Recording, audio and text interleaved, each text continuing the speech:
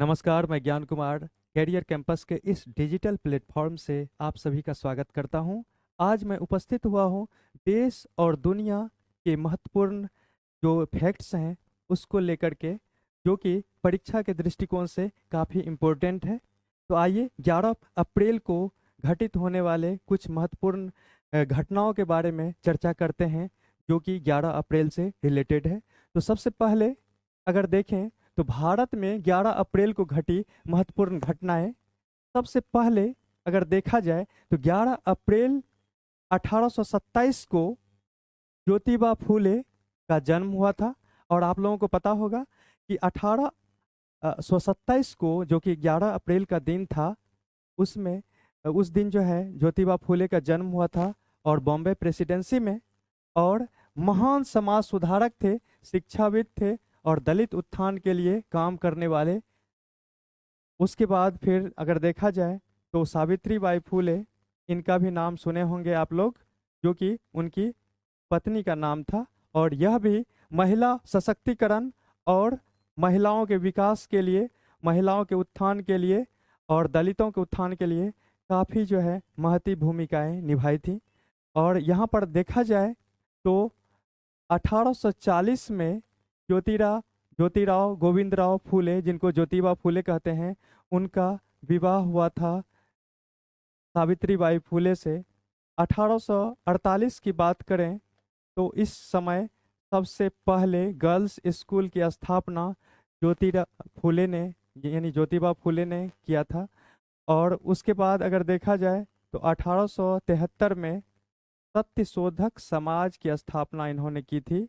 अगर देखा जाए 1888 में ज्योतिराव फूले को, ज्योतिराव फूले या ज्योतिबा फूले दोनों बोल सकते हैं, इनको महात्मा की उपाधि मिली थी। महात्मा कह के इनको पुकारा गया था, महात्मा फूले। और 28 नवंबर 1890 को इनका निधन हो गया था। तो इस तरह से आप देख सकते हैं। उसके बाद अगर देखा जाए उसके बाद अगर देखा जाए सेकेंड पॉइंट, तो 1917 कस्तूरबा गांधी की गिरफ्तारी हुई थी 11 अप्रैल के दिन। और यहाँ पर जानने योग्य बात है कि कस्तूरबा गांधी का जन्म भी 11 अप्रैल को ही हुआ था। 11 अप्रैल 11 अप्रैल 1869 को इनका जन्म हुआ था, कस्तूरबा गांधी का। और 1869 में महात्मा गांधी का भी जन्म हुआ था। महात्मा गांधी का जन्म 2 अक्टूबर 1869 को हुआ था और इनका जन्म 11 अप्रैल 1869 को हुआ था। दोनों का जन्म एक ही ईस्वी में हुआ था। कस्तूरबा फेमस थी बा के नाम से, बा इनको कहा जाता था शॉर्ट में। और 1917 में जब चंपारण सत्याग्रह हुआ था महात्मा गांधी के नेतृत्व में, जो कि चंपारण में हुआ था 1917 में, राजकुमार शुक्ल के आमंत्रण पर गए थे महात्मा गांधी। तो उस समय कस्तूरबा गांधी भी साथ में थी। और स्वतंत्रता संग्राम के दौरान चंपारण आंदोलन में भाग लेने पर कस्तूरबा गांधी को गिरफ्तार कर लिया गया। और आप जानते होंगे कस्तूरबा गांधी जो है, यह महात्मा गांधी की पत्नी थी। और दूसरी बात है कि चंपारण सत्याग्रह जो था महात्मा गांधी का पहला सफल सत्याग्रह था। उसके बाद अगर थर्ड पॉइंट पर चर्चा करें तो 1921 की बात है, 11 अप्रैल 1921 की बात है। सुभाष चंद्र बोस भारतीय सिविल सेवा, जिसको शॉर्ट में आईसीएस कहते हैं, इससे इस्तीफा दे दिए थे, रेजिग्नेशन दे दिए थे। और ब्रिटिश सरकार की नौकरी छोड़कर स्वतंत्रता संग्राम में कूद गए थे। जैसा कि आप लोगों को पता होगा, सुभाष चंद्र बोस का जन्म 23 जनवरी 1897 को कटक में हुआ था, जो कि उड़ीसा में अभी है वर्तमान में। पहले बंगाल प्रेसिडेंसी का हिस्सा था। और सुभाष चंद्र बोस का निधन जो हुआ था वो 18 अगस्त 1945 को विमान दुर्घटना की वजह से, जलने की वजह से हुई थी। और उसके बाद अगर देखा जाए तो 1842 में इनको एडोल्फ हिटलर, जो कि जर्मनी के डिक्टेटर थे, उसने 1942 में सबसे पहले सुभाष चंद्र बोस को नेताजी कह के पुकारा गया था उनके द्वारा। तो सबसे पहले आप देखते हैं विश्व में 11 अप्रैल को घटी प्रमुख घटनाएं। तो विश्व की घटनाएं क्या हैं 11 अप्रैल को? तो सबसे पहले 1970 में अपोलो 13 मिशन लॉन्च किया गया था। अपोलो 13 आने से पहले मैं बताना चाहूँगा कि अपोलो 11 के बारे में आप लोग जानते होंगे। अपोलो 11 जो कि सबसे पहले 16 जुलाई 1969 को यह जो है Neil Armstrong, Edwin Buzz Aldrin और माइकल कॉलिंस 3 एस्ट्रोनॉट्स को लेकर के गया था। और 20 जुलाई 1969 को सफलतापूर्वक जो है लैंडिंग किया था और मून के सरफेस पर। और सबसे पहले कदम रखे थे नील आर्मस्ट्रॉन्ग। और कदम रखने के साथ ही नील आर्मस्ट्रॉन्ग जो है यह बात उन्होंने कही थी कि 1 small step for a man, 1 leap giant for mankind. मतलब मनुष्य के द्वारा रखा गया एक छोटा सा कदम मानवता के लिए एक बहुत बड़ा कदम है मानवता के इतिहास में।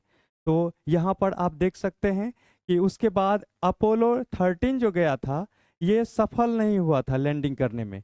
यह जो गया था तकनीकी खराबी हो गई थी इसमें और उसके कारण जो है चंद्रमा पर उतर नहीं सका, लेकिन सफलतापूर्वक जो है पृथ्वी पर वो लौट आया था। तो उसके बाद अगर देखें 2002 की बात है, 11 अप्रैल 2002 यानी 11 अप्रैल 2002 की बात है। वेनेजुएला जो कि दक्षिण अमेरिका का एक देश है और वेनेजुएला का कैपिटल है काराकस, आप लोग जानते होंगे।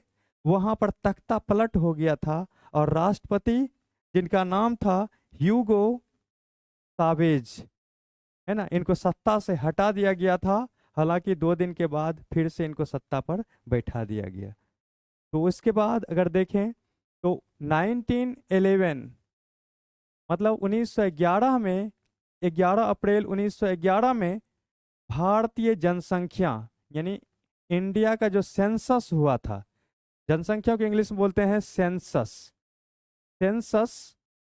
सेंसस जो हुआ था इंडिया में उसका जो आधिकारिक डेटा था, ऑफिशियल डेटा था, सबसे पहले वो 11 अप्रैल 1911 को ही सबसे पहले जारी किया गया था। आपको मैं बता देना चाहता हूं कि 1872 में लॉर्ड मेयो जिसको बोलते हैं, लॉर्ड मेयो के कार्यकाल में 1872 में सबसे पहले जो है भारत में सेंसस हुआ था।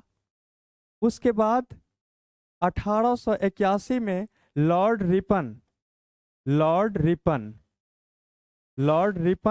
के कार्यकाल में रेगुलर सेंसस होने लगा, मतलब जो है नियमित जनगणना जो है होने लगी। लेकिन सबसे पहले 1872 में हुआ था लॉर्ड मेयो के कार्यकाल में। लेकिन रेगुलर सेंसस की बात करें तो लॉर्ड रिपन के कार्यकाल में 1881 से होना शुरू हो गया। लेकिन ऑफिशियल डेटा जो है जारी किया गया, जो भारतीय सेंसस था, जनसंख्या था, उसका 1911 में।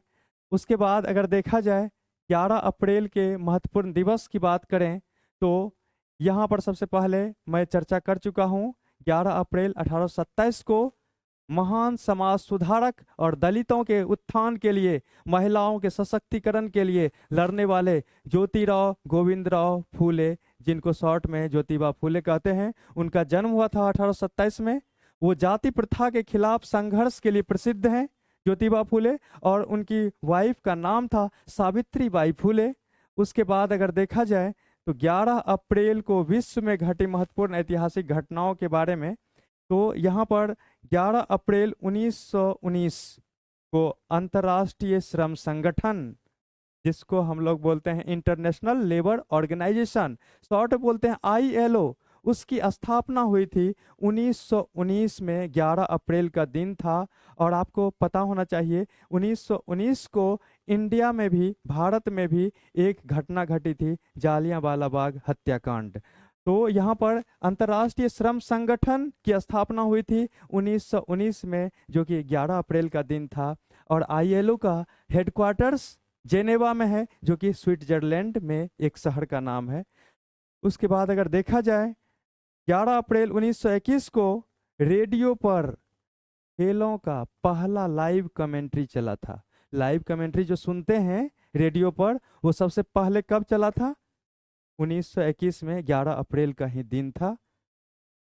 तो उसके बाद यहाँ पर आप देख सकते हैं, ये तो मैं बता चुका हूँ।